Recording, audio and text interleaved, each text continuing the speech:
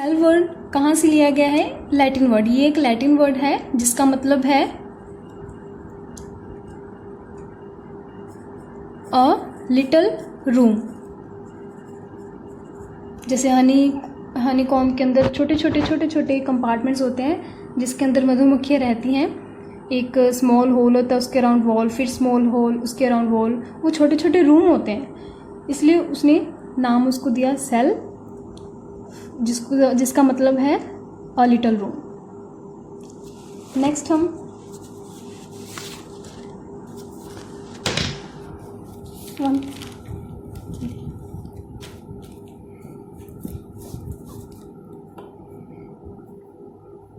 Next ल्यूवेनहोक इन 1674। ये आपको याद करने की ज़रूरत नहीं है, ये जस्ट आपको मैं बता रही हूँ, सिर्फ आप इसको देख लीजिए, ध्यान में रख लीजिए, आप याद करने की ज़रूरत नहीं है आपको। ल्यूवेनहोक 1674 में उसने एक इम्प्रूव्ड माइक्रोस्कोप को बाद इम्प्रूव किया गया। जैसे रॉबर्ट हुक ने माइक्रोस्कोप खुद बनाया था और उसके नीचे उसने कोर को ऑब्जर्व किया। उसके बाद फिर माइक्रोस्कोप को फिर से कुछ और सुधारा गया।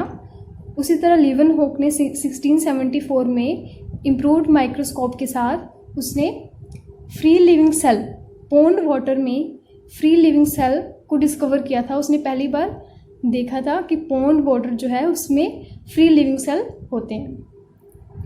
उसने क्या ऑब्जर्व किया था, डिस्कवर किया था।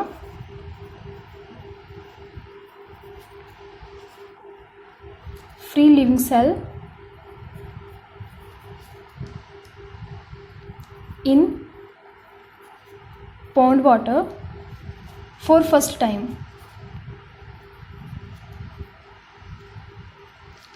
Next Robert Brown. ये नेक्स्ट साइंटिस्ट हैं रॉबर्ट ब्राउन। उन्होंने 1831 में डिस्कवर किया सेल में न्यूक्लियस होता है। रॉबर्ट ब्राउन ने 1831 में क्या डिस्कवर किया कि सेल में न्यूक्लियस प्रेजेंट होता है। Nucleus in cell. Next Purkinje. उन्होंने 1839 में एक टर्म क्वाइन की, प्रोटोप्लाज्म, जो सेल में लिक्विड सब्सटेंस होता है, उसको उन्होंने क्या नाम दिया? Protoplasm. Coined the term protoplasm for the fluid substance of the cell. Next, Schleiden and Schwann. Schleiden 1838 में और Schwann ने 1839 में। ये दोनों बायोलॉजिस्ट हैं। इन्होंने क्या डिस्कवर किया? Cell theory. सेल थ्योरी में क्या होता है कि जो ये बताती है कि that plants and animals are composed of cell and cell is the basic unit of life. ये सेल थ्योरी इन्होंने क्या डिस्कवर किया था? Cell theory. इनके अकॉर्डिंग, सेल थ्योरी के अकॉर्डिंग क्या बताया गया कि जो प्लांट्स और एनिमल्स हैं वो सेल से मिलकर बने होते हैं और सेल, इसलिए उन्होंने सेल को बेसिक यूनिट बोला। Next Virchow. इन्होंने 1855 में सेल थ्योरी को फर्दर एक्सपेंड किया, फर्दर एक्सपेंडेड सेल थ्योरी, जिसमें ये बताया गया कि that all cells arise from pre existing ones. All cells arise from pre-existing ones. Next आगे के इलेक्ट्रॉन माइक्रोस्कोप आने के बाद, इलेक्ट्रॉन माइक्रोस्कोप की डिस्कवरी होने के बाद 1940 में कॉम्प्लेक्स स्ट्रक्चर, सेल की कॉम्प्लेक्स स्ट्रक्चर को स्टडी करना पॉसिबल हो सका और इसकी काफ़ी सारी ऑर्गेनेलिज के बारे में स्टडी करना पॉसिबल हो गया 1940 में जब डिस्कवरी हुई इलेक्ट्रॉन माइक्रोस्कोप की।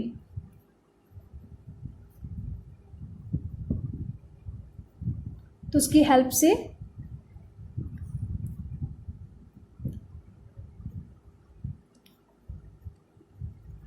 स्टडी अबाउट द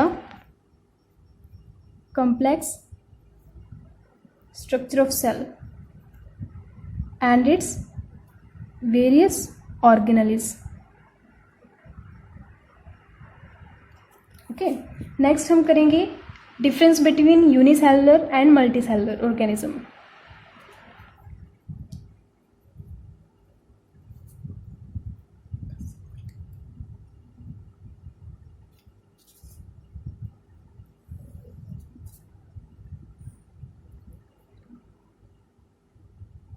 सबसे पहला, यूनिसेलुलर जो होते हैं they are composed of single cell. मैं शॉर्ट में लिख रही हूँ। और जो मल्टी सेलुलर होते हैं ये more than one sales.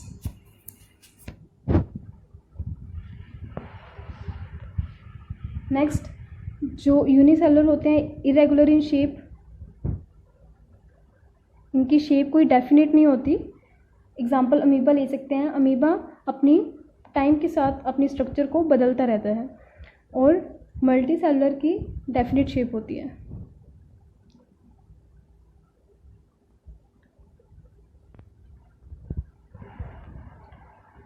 Third one is unicellular की जो बॉडी ऑर्गेनाइजेशन होती है वो सिंपल होती है, सिंपल बॉडी ऑर्गेनाइजेशन। और मल्टी सेलुलर की कॉम्प्लेक्स होती है। जैसे ह्यूमंस के अंदर काफ़ी सारे अलग अलग सिस्टम्स प्रेजेंट होते हैं, रेस्पिरेटरी सिस्टम, डाइजेस्टिव सिस्टम, इसके साथ काफ़ी कॉम्प्लेक्स बन जाती है ह्यूमन बॉडी, इसलिए ये multi cellular complex in structure होते हैं। फोर्थ है, यूनिसेलुलर में cell differentiation is absent.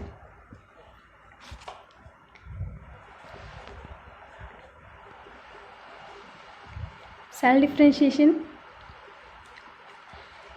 Is absent.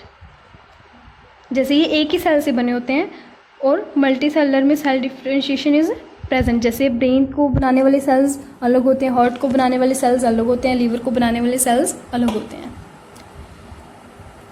Fifth one example हम लिख सकते हैं, कभी भी कोई भी डिफरेंस करना हो सबसे पहले स्टार्टिंग में उसकी हमेशा डेफिनेशन लिखनी चाहिए और लास्ट में हमेशा उसकी एग्जाम्पल देनी चाहिए।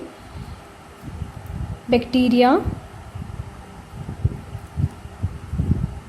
Amoeba, paramecium etcetera. Multi cellular की example humans, animals, plants, birds and insects.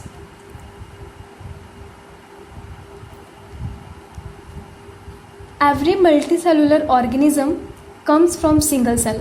जैसे हमेशा जो भी मल्टीसेलुलर ऑर्गेनिज्म होता है हमेशा सिंगल सेल से बनता है। फिर उसके एक सिंगल सेल होता है, फिर वो डिफ्रेंशिएट करता है, डिवाइड करता है, फिर अलग अलग सेल बनते हैं। फिर ब्रेन को बनाने वाले सेल अलग हो जाते हैं, लीवर को बनाने वाले सेल अलग हो जाते हैं, किडनी को बनाने वाले सेल अलग हो जाते हैं। तो नेक्स्ट हम करेंगे difference between prokaryotes and eukaryotes. Cell word कहाँ से लिया गया है? Latin word. ये एक लैटिन वर्ड है जिसका मतलब है अ लिटल रूम। जैसे हनी कॉम्ब के अंदर छोटे छोटे कंपार्टमेंट्स होते हैं जिसके अंदर मधुमक्खियाँ रहती हैं। एक स्मॉल होल होता है उसके अराउंड वॉल, फिर स्मॉल होल उसके अराउंड वॉल, वो छोटे छोटे रूम होते हैं, इसलिए उसने नाम उसको दिया सेल, जिसका मतलब है अ लिटल रूम। नेक्स्ट हम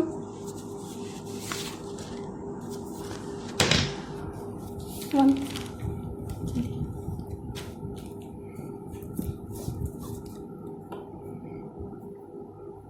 नेक्स्ट ल्यूवेनहोक इन 1674। ये आपको याद करने की ज़रूरत नहीं है, ये जस्ट आपको मैं बता रही हूँ, सिर्फ आप इसको देख लीजिए, ध्यान में रख लीजिए, आप याद करने की ज़रूरत नहीं है आपको। ल्यूवेनहोक 1674 में उसने एक इम्प्रूव्ड माइक्रोस्कोप को बाद इम्प्रूव किया गया, जैसे रॉबर्ट हुक ने माइक्रोस्कोप खुद बनाया था और उसके नीचे उसने कोर को ऑब्जर्व किया। उसके बाद फिर माइक्रोस्कोप को फिर से कुछ और सुधारा गया।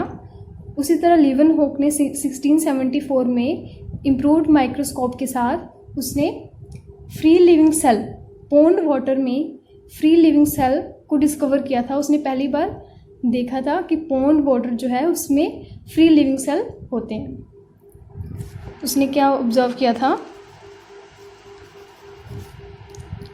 डिस्कवर किया था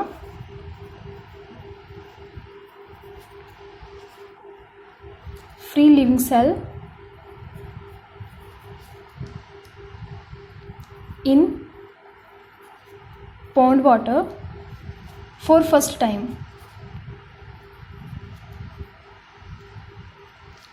नेक्स्ट रॉबर्ट ब्राउन,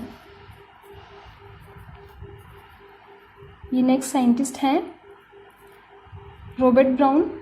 उन्होंने 1831 में डिस्कवर किया सेल में न्यूक्लियस होता है। रॉबर्ट ब्राउन ने 1831 में क्या डिस्कवर किया कि सेल में न्यूक्लियस प्रेजेंट होता है, nucleus in cell. Next Purkinje, उन्होंने 1839 में एक टर्म कॉइन की, प्रोटोप्लाज्म, जो सेल में लिक्विड सब्सटेंस होता है उसको उन्होंने क्या नाम दिया, protoplasm. Coined the term protoplasm for the fluid substance of the cell। Next, Schleiden and Schwann। Schleiden 1838 में और श्वान ने 1839 में। ये दोनों बायोलॉजिस्ट हैं। इन्होंने क्या डिस्कवर किया, cell theory.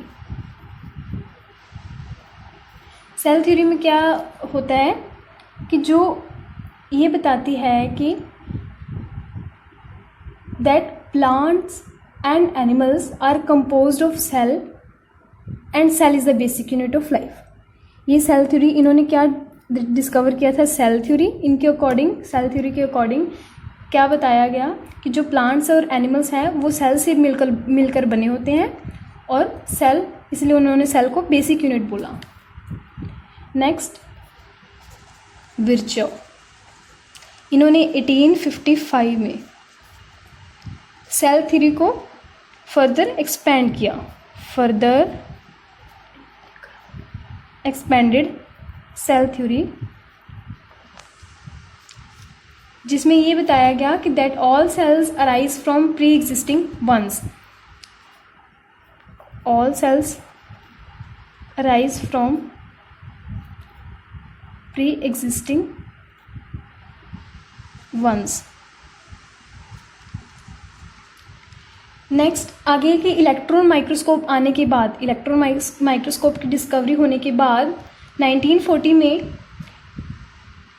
Complex structure, cell की कॉम्प्लेक्स स्ट्रक्चर को स्टडी करना पॉसिबल हो सका और इसकी काफ़ी सारी ऑर्गेनेल्स के बारे में स्टडी करना पॉसिबल हो गया 1940 में, जब डिस्कवरी हुई इलेक्ट्रॉन माइक्रोस्कोप की।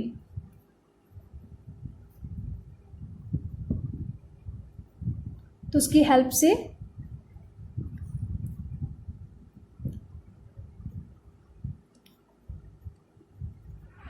Study about the complex structure of cell and its various organelles. Okay, next हम करेंगे difference between unicellular and multicellular organism.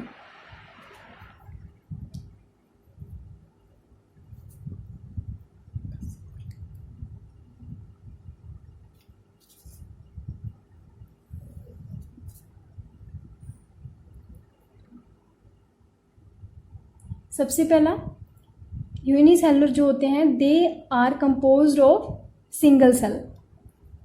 मैं शॉर्ट में लिख रही हूँ. और जो मल्टी सेलुलर होते हैं ये more than one sales.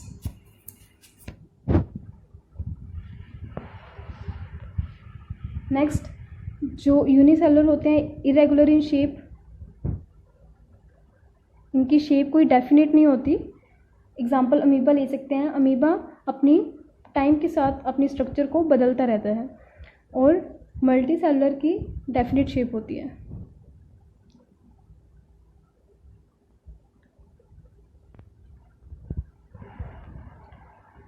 Third one is unicellular की जो बॉडी ऑर्गेनाइजेशन होती है वो सिंपल होती है. Simple body organisation.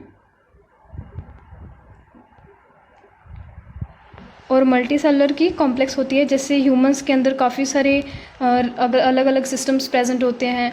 Respiratory system, digestive system, इसके साथ काफ़ी कॉम्प्लेक्स बन जाती है ह्यूमन बॉडी. इसलिए ये multi cellular complex in structure होते हैं. फोर्थ है यूनिसेलुलर में cell differentiation is absent.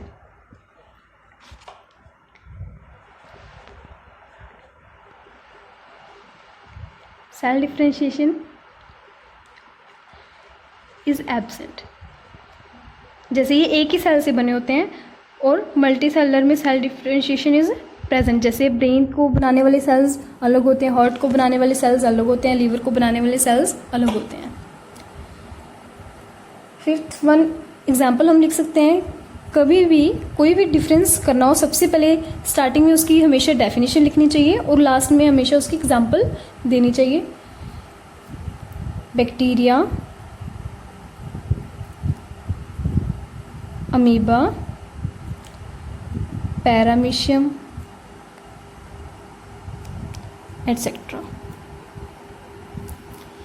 Multi cellular की example humans, animals, plants, birds and insects.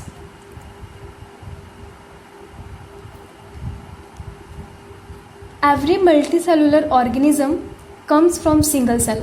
जैसे हमेशा जो भी मल्टी सेलुलर ऑर्गेनिज्म होता है हमेशा सिंगल सेल से बनता है. फिर उसके एक सिंगल सेल होता है, फिर वो डिफ्रेंशिएट करता है, डिवाइड करता है, फिर अलग अलग सेल बनते हैं. फिर ब्रेन को बनाने वाले सेल अलग हो जाते हैं, लीवर को बनाने वाले सेल अलग हो जाते हैं, किडनी को बनाने वाले सेल अलग हो जाते हैं. तो नेक्स्ट हम करेंगे difference between prokaryotes and eukaryotes. अब हम करते हैं difference between prokaryotic and eukaryote.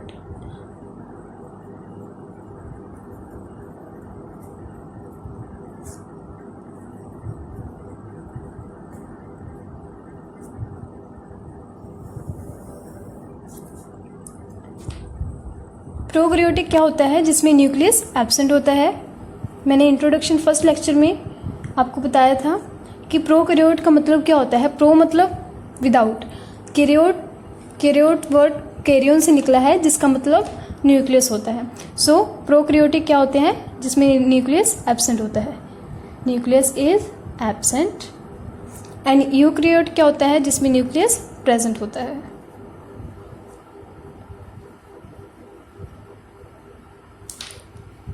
जो प्रोकैरियोट्स होते हैं उनका जो साइज है वो स्मॉल होता है. Size of cell is generally small. जो यूकैरियोट्स होते हैं उनका साइज लार्ज होता है. Size is large.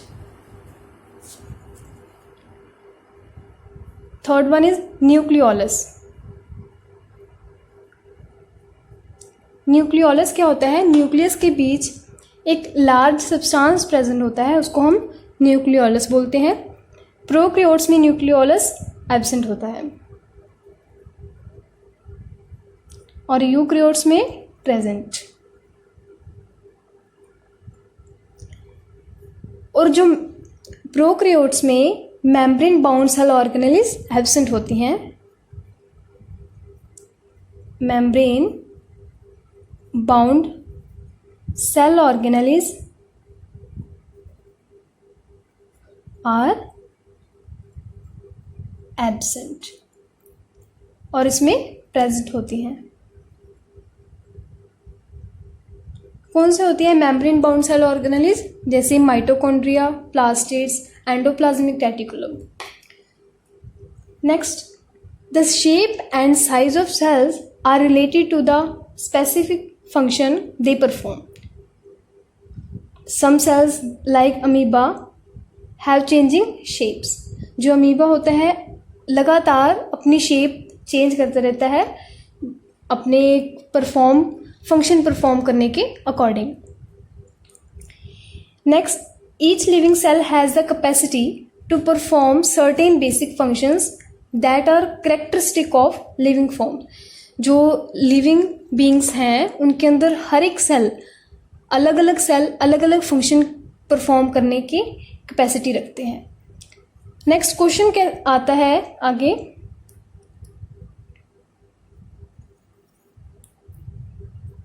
How does a living cell perform these basic functions?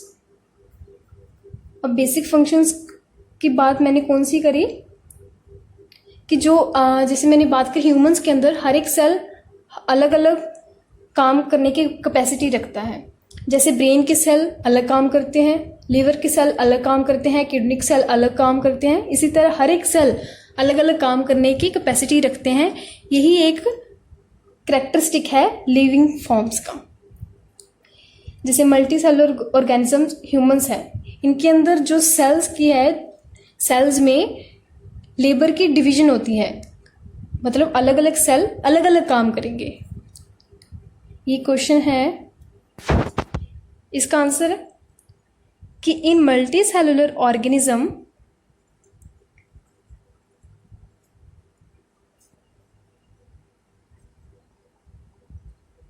like humans there is a division of labor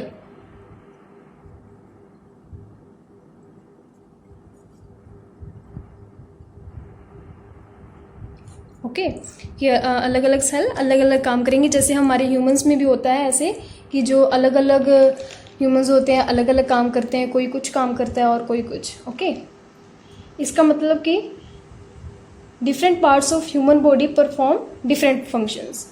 cell से मिलकर ही मैंने बताया था आपको ऑर्गन्स बनते हैं, फिर ऑर्गन्स अलग अलग काम करेंगे।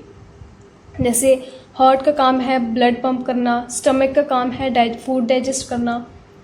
तो इसी तरह सिंगल सेल में भी, जैसे एक अमीबा है, अमीबा में भी काफ़ी जो सेल से होता वो सिंगल सेल का है, लेकिन उसमें भी काफ़ी अलग अलग फंक्शन परफॉर्म होते हैं। मतलब कि एक सिंगल सेल के अंदर भी काफ़ी सारे फंक्शंस परफॉर्म होते हैं। जैसे सेल ऑर्गेनेलिस होती हैं, जैसे एंडोप्लाज्मिक रेटिकुलम, उसका काम अलग होता है, न्यूक्लियस का काम अलग होता है। इसी तरह एक सिंगल सेल में भी काफ़ी सारे फंक्शन परफॉर्म होते हैं। Each kind of cell organelle performs a special function such as a making new material in the cell. जैसे एक सिंगल सेल में भी अलग अलग मटेरियल बनते हैं, जो वेस्ट होता है उनको भी क्लियर करना होता है। ऐसे ही सिंगल सेल में काफ़ी अलग अलग फंक्शंस परफॉर्म होते हैं और किसकी हेल्प से होते हैं? These cell organelles. और नेक्स्ट आज आपको क्वेश्चंस दूंगी। फर्स्ट क्वेश्चन इज, ये एनसीईआरटी बुक में प्रेजेंट है, आप देख सकते हो वहाँ पे। Who discovered cells and how.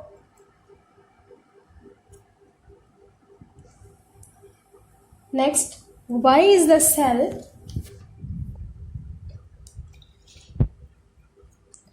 called the structural and functional unit of life?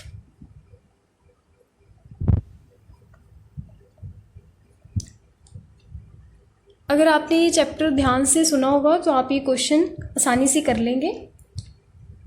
और इस लेक्चर में बस इतना ही, और नेक्स्ट लेक्चर में हम आगे सेल के ऑर्गेनाइजेशन से स्टार्ट करेंगे। अगर आपको हमारी वीडियो पसंद आई हो प्लीज़ इसे शेयर कीजिए और सब्सक्राइब कीजिए और लाइक कीजिए। Thank you.